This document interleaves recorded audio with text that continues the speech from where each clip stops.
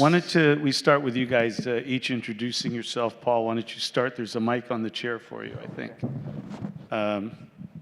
I've got a new title. It's called VP and Distinguished Fellow. I think it has something to do... Distinguished? Yeah, it has something to do with the gray that we both share. So I get distinguished then too? No. You still have a little more pepper than salt. Yeah. I'm pretty much salt now. Yes, and once you get salt, you've earned it. Salt is all the way. Well, at least we have hair. But anyway, I earned it a long time ago. It's the last session of the day. There'll be hair jokes, all kind of stuff. It's okay. So anyway, I was supposed to tell my role. So I direct innovation in retina and cataract, and I don't have to do the downstream SHIT anymore, just innovation. But are you involved in seeking M&A partnerships and things? Yes. Thank you. Please introduce yourself. It does. Hi, everybody. I'm Nida. I'm an ophthalmologist by training, still somewhat in practice. I'm the ophthalmology strategy and development head at Sanofi. And I was at NIH for 14 years, then Janssen for a few years before joining Sanofi about 2.5 years ago. How do you do? Julian Smith. I trained originally scientifically in chemistry, biochemistry, but I've worked all my life in sales and marketing in the pharma business. Now I work for AbbVie. I'm the lead for the eye care. We have a portfolio or commercialization strategy. So I get involved in internal, selecting where we should be, where to play, how to win, but also in external innovation, diligences, business development, that kind of advice, but from a commercial perspective. Hi, I'm Wayne Caulder. I'm VP and General Manager at Bausch & Lomb Surgical, responsible primarily for North America, but not just the commercial aspects, but really all thing about the business of surgical. And at Bausch & Lomb, it's categorized really with retina, cataract, glaucoma, and refractive. And Bausch being one of the strategics that support ophthalmology, we have the luxury, of course, of having a large portfolio, and a lot of things we're going to talk about today. We may have those products in the U.S. or we may have them outside the U.S., so that gives us some benefit in terms of thinking about the future, internal products, but also external.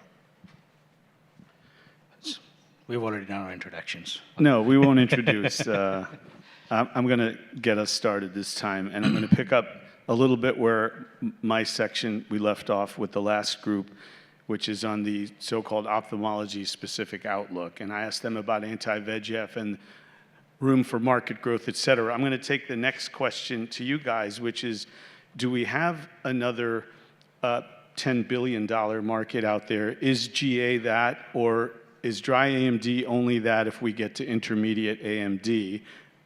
That's maybe my thinking, maybe not. But Paul, why don't you start us? Is that the next $10 billion market? I got it right here. It's dry AMD, but it's actually both, and I think you need two sets of technologies.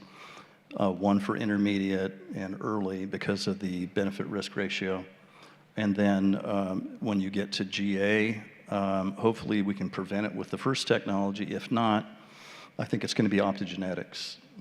I like the intravitreal injection capability of that and the ability to restore photosensing. So you like an approach to both early stage and late stage, and they'll sort of work together. How about diagnostics? You're into the world of diagnostics. Yeah, do we need better stuff? Yeah, we've got a really good one. It's multispectral imaging, so it uses 10 different wavelengths, one at a time, monochromatic images, and we can see disease markers. We'll use it first in dry AMD. It instantly measures the drusen, the quantity, and the entry criteria for photobiomodulation, but it's really a platform for all retina diseases, and the AI is just amazing. Nida? Thank you. I do think dry AMD definitely has potential for growth. It is disease-modifying therapy. I think earlier panelists have mentioned that as well. So the growth may be slower than wet AMD. It won't be the floodgates opening one day. And certainly some countries probably don't want the floodgates opening in one day. But I think that it is going to take a lot of education, both for patients, physicians, all of us, really. If you look at some of the non-ophthalmology disease areas, Alzheimer, MS, have incurred similar growth, but it was a lot slower than wet AMD. So I agree with earlier disease intervention as well, but that will definitely take a different, much more conservative TPP, so to speak, to convince physicians and patients to intervene at that stage. And perhaps a segment of those patients would be more amenable to treatment. I'm speaking as a physician here, to receive an invasive therapy, however safe it may be, than somebody that is 10 years away from developing the advanced form of the disease. So I think we will get there because there's a need. I do think that our North Star in that regard has not changed. If we can find meaningful therapies that have an impact on the patient's daily life, I think we'll get there. So there's undoubtedly huge unmet need, right? I get that. I don't think you can you say, can you put a dollar value on that? Well, in that kind of a multi-billion-dollar market, I think the short answer is yes. I agree with the time it will take to develop this market, because if you think about it, we're kind of at the infancy in terms of the drugs that have just been approved, and it's the nature of the disease. Folks can continue with reasonable functional vision for a surprisingly long time, and they may have other comorbidities. They may get, neovascular AMD before they willingly start to present and are willing to commit. And physicians as well. Up until recently, you've not had the opportunity to actually treat a patient. You have to sort of watch and wait, which is kind of fundamentally depressing. So there's been an initial bolus, but even now we see in the first, as the market starts to mature, be it so small, getting patients, the retention is not as good as we'd hoped. And we see that from early data. But it's not surprising, because in the real world, patients have more comorbidities. The dreaded, we talk so many times in the meeting today about persistency, retention on the therapy, and the burden of therapy. Well, when you've got a relatively asymptomatic disease like this, it's not surprising. So the short answer is yes, because the need is there. But I think technology and the science will come good, but maybe it'll be way slower than it was for such a symptomatic relief that you got when you can increase lines of vision within a few days. So that's our position. That's how we look at it. Wayne, what do you think? Yeah, I would just add to the comments that have already been made is, not all ideas are invented at Bausch & Lomb. We know that. So a lot of great ideas come from the people in this audience. In fact, I had a meeting this morning, earlier this afternoon, and happened to be one of the folks that were here attending. Great ideas about what can happen in the back of the eye and how industry, companies, can support that. And so we know that those ideas come from all kinds of places, and I think that's important for particularly strategics, but even smaller companies who are getting started, is to remember that good ideas are everywhere, to be receptive, to listen to those ideas, and then to act on those ideas. And the investment that it takes to do that, everyone in here knows that it's the long play, it's not the short play. But I do agree that there's a future for everything we're talking about, and excited about that. I've been in the industry since the 1900s. Some of you have as well, as I look around the room. And I can remember back in even 10, 20 years ago, the concern about where's Retina headed and what are we going to do about it. And then look at all that's happened, just to pick a benchmark, 10 years, 15 years, 20 years, and how your practice, your surgical skills, your techniques, your technology that you've chosen and adapted, how that's helped and embraced patient care all across the world. Yeah, can I just add one point as well? We heard today, in this kind of scenario, when you have this fairly heterogeneous population, we heard about use of biomarkers to stratify for obviously the patients who are at highest risk of progression.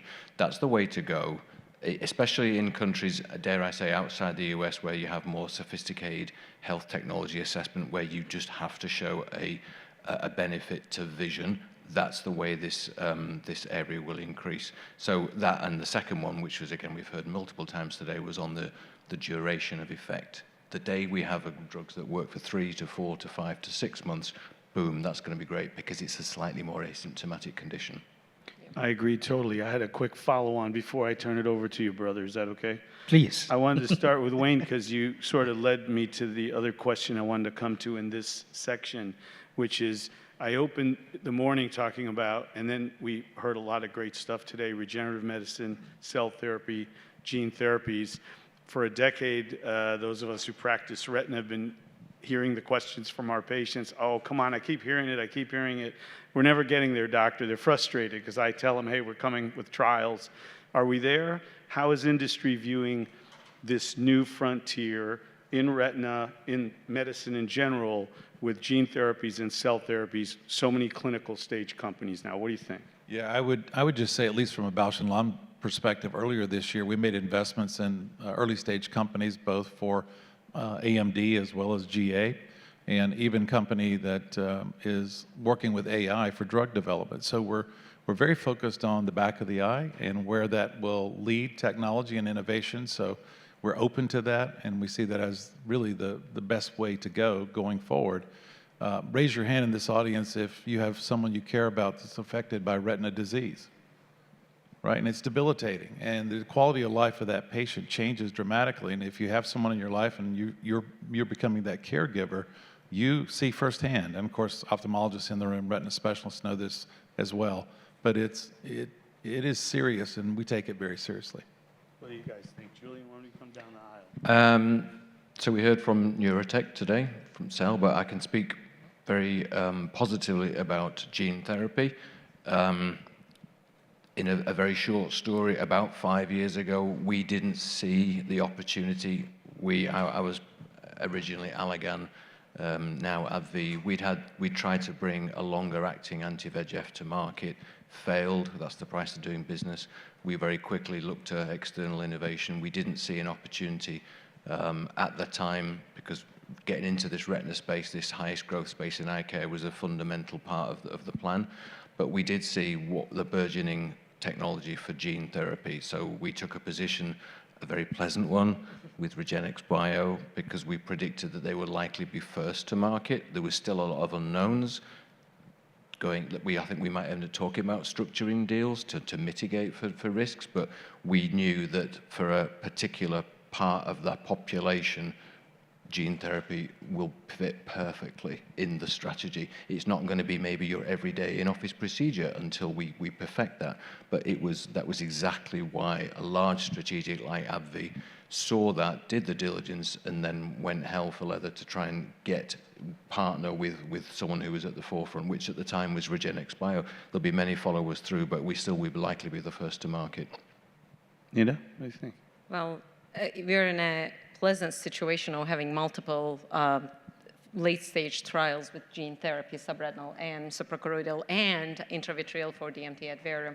And obviously, Sanofi is newer to the ophthalmology space, but we also have gene therapies both in wet AMD and dry AMD. I do think that durability is needed in both forms of AMD for different reasons, but especially for GA, for the reasons that all of us have mentioned, as at its at least earlier stages as a more modestly symptomatic disease, durability in terms of patient retention and the efficacy duration will be really key. Cell therapy is still evolving, but gene therapy, I think, has at least grown through the initial pains and then figured some of the hurdles along the way.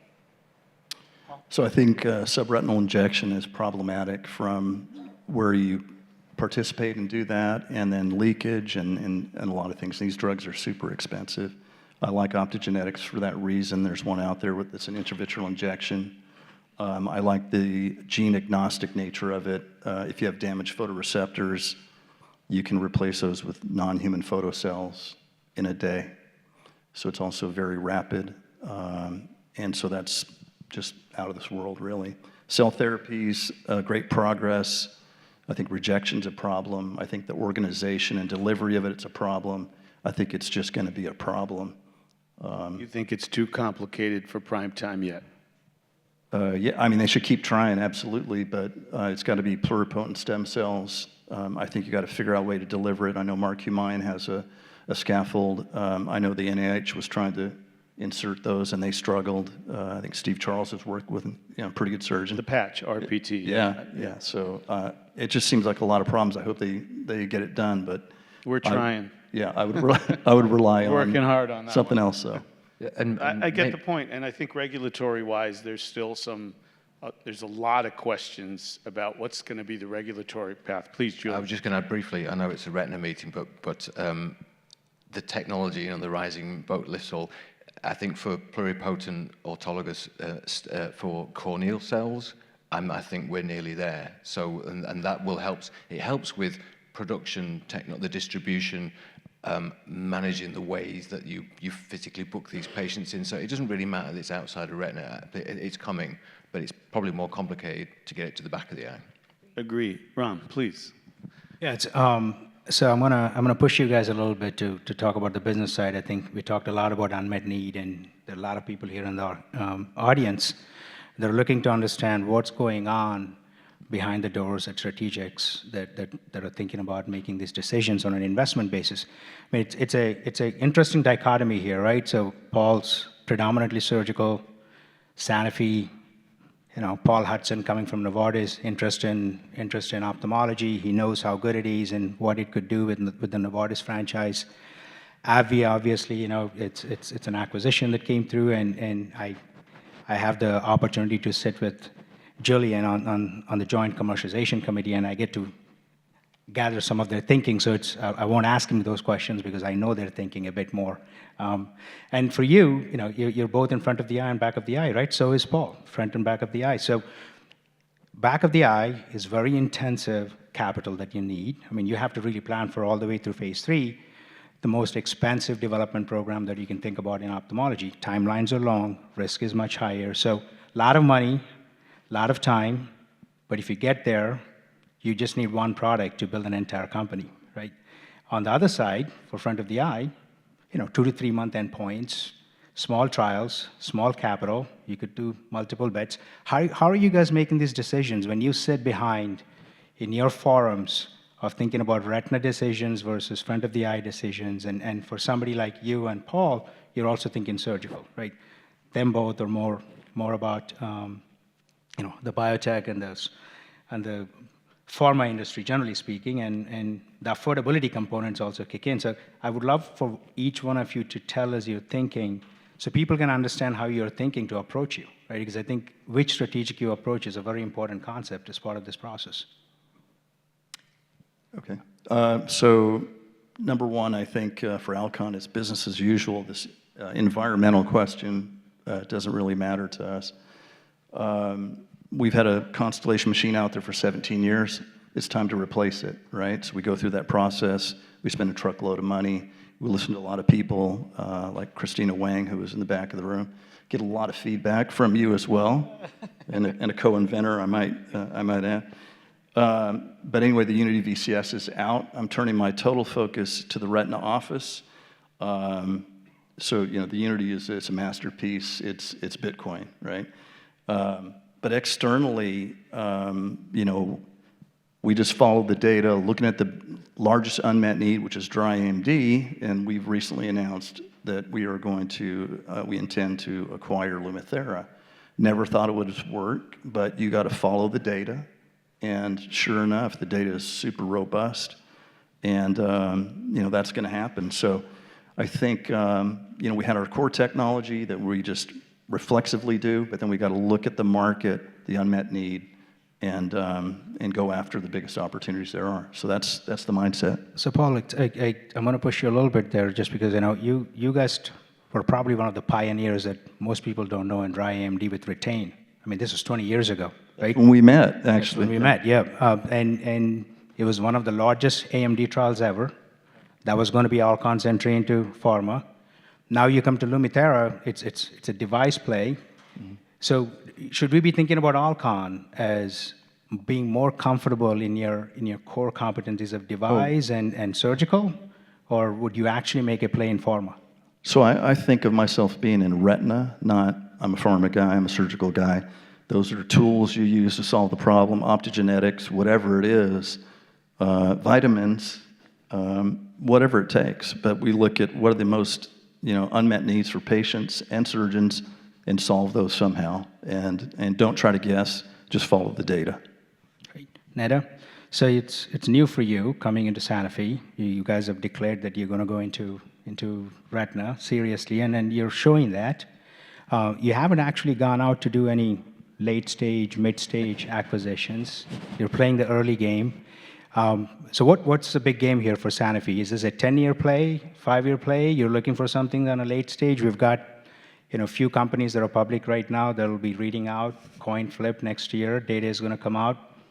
You got something significant or not? If it's significant, would Sanofi consider that type of acquisition?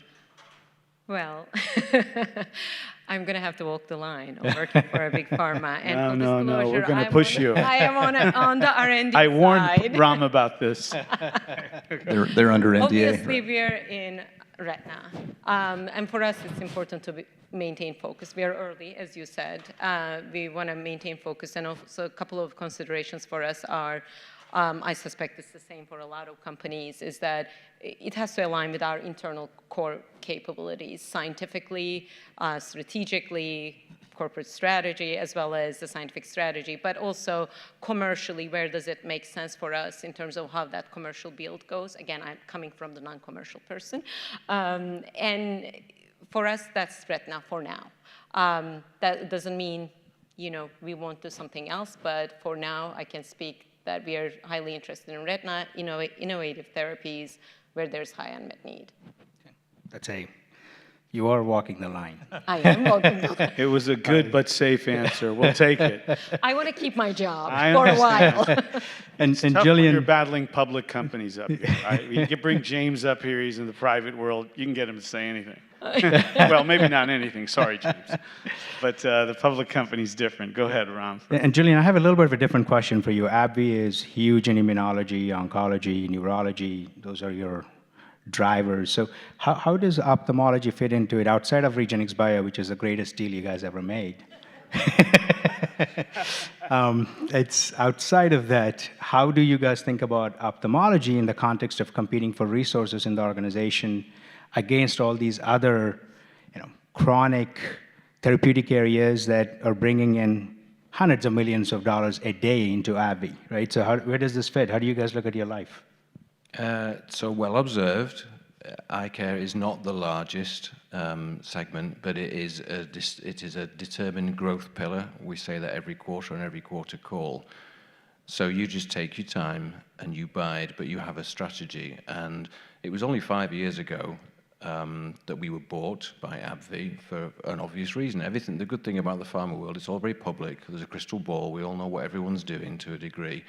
AbbVie determined that we needed to de-risk and to diversify. So they did that by buying Alcon for different TAs. That was 5 years ago. There's no change. We have an annual process. We all get to meet the CEO. We talk about our plans. That was only a month or two ago. There is no change, and I'll be boring here and say, yeah, Retina is at the forefront because of the size of the market, the potential for growth. But we work across dry eye, glaucoma, and Retina, as you know. We might get a Christmas present on the dry eye front from Aldira, which is the PDUFA then. It's a relatively small market. It's quite a diversified one. It's not too differentiated these days. You're talking maybe a couple of $100 million size at peaks. Glaucoma is probably, glaucoma neuroprotection, the next mega blockbuster that comes around. Who can solve for that? So there's a cross-fertilization with the classic retina space there. We have exactly the same issues in glaucoma with patients who can't retain. They can't keep on therapy. It's an asymptomatic condition when you're trying to lower pressure. So implants for pressure over a long time, reintroduction of implants every 6-12 months is where it's at for glaucoma and neuroprotection, and that bleeds directly into retina. So our key growth strategy is within the retina space, and I don't need to say what they are. The markets that we've all discussed today, the duration of therapy, AbbVie will do exactly what AbbVie does, and it will make a play when it sees the right kind of deal. There's no such thing as bad weather, just the wrong type of clothes.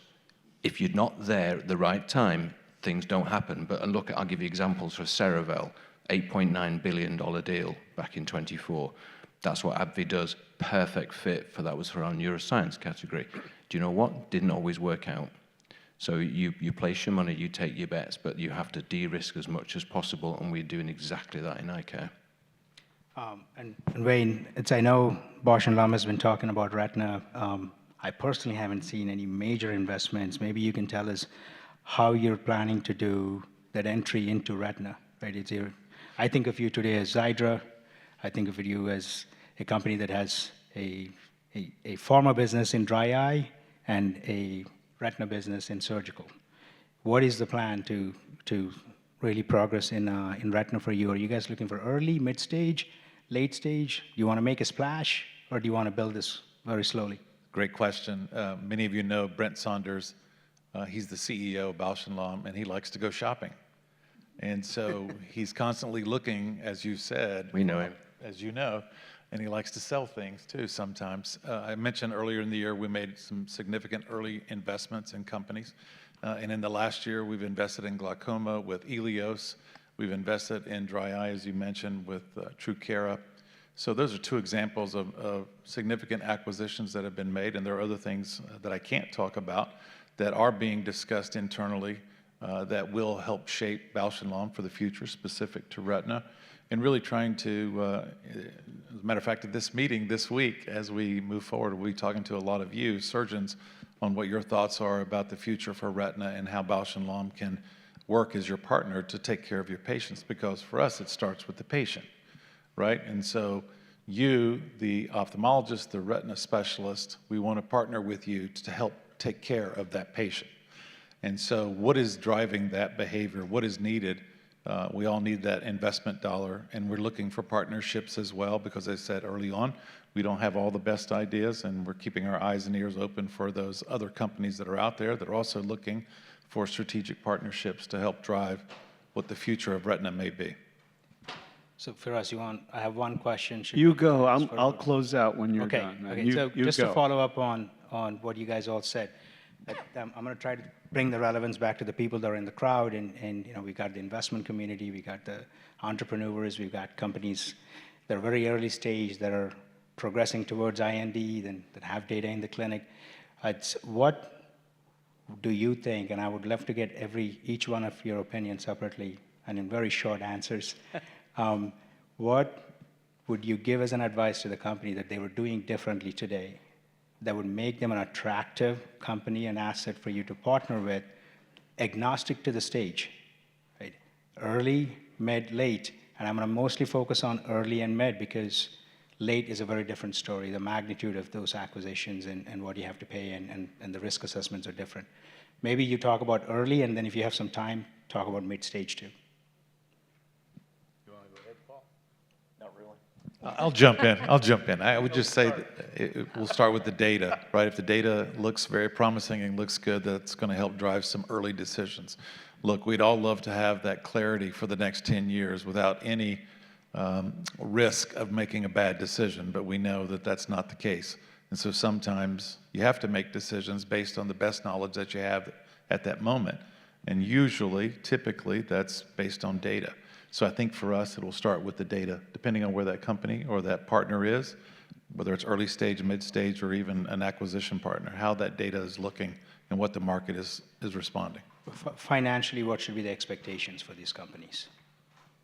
What type of structure that you would be offering, especially when you start thinking about an early stage partnering from a standpoint of the asset not being really de-risked into the clinic, right? So Well, I could just give a quick example. Again, I go back to the two acquisitions that have been made earlier in the last year. TrueCara was an acquisition where we bought the company and the people, right? And then Elios is a company where we bought the technology and some of the people. So it really does depend on how that company is structured and commercialized. Julian? I know we're at time. I'll keep it quick. For the last Okay. session. For the last session. So. They're just going to Traditional drink philosophy was that you got to kiss a lot of frogs until you find your prince. Which frog should they be kissing? So technically, that is not the mantra of today. What you need to do is do your homework. It's more like online dating. You need to come to meetings like this. You need to be willing to tell a story. Everyone, it's like pitching a screenplay to a producer, and I don't mean that as a disservice to the data. Make it easy for people to understand because it's a win-win situation. And a large strategic like I work for, if we have a gap, which I'm okay to say we do, we would like to fill that. And it's a win-win situation. So just meet as often as you can, have your story concise and very, very tight. come to OIS every meeting. That was your takeaway. That's the message, right? Nida? Well, I agree. Stories supported with the data and differentiation, impact to patients supported by the data, regardless of the stage. Paul, I'll give you a second Yeah, chance at the last word. Well, I just want to let you know, I objected to the form of Ram's question. It was kind of like inside out, you know. I'm sure you'll get better. But anyway, the way we do it is we This play. is a long story between them. Yeah, long story. We place bets, we de-risk, and then we acquire. It's real simple, but that's the pathway. So anyway, we'll synchronize better next time. I think That's we are out of that's a good. time. That's a You want to good. have a final word? No. That's a good message. But Firas, you have the last word. We're going to close out the meeting. So thanks to all of these guys. And we have to cut it off now because if this session went any longer, Julian's metaphors might have gotten X-rated. He went from kissing the frog to speed dating. And after that, we don't know where he was going next. So good job. Anyway, this is it for this session. Thank you, panelists. Thank you all for staying till 5:47. We were only 2 minutes over for the entire day. That's not bad. Go have vodka on the rocks or whatever. It's on Ram, actually. So thank you for coming. Have a good one. Not true at all.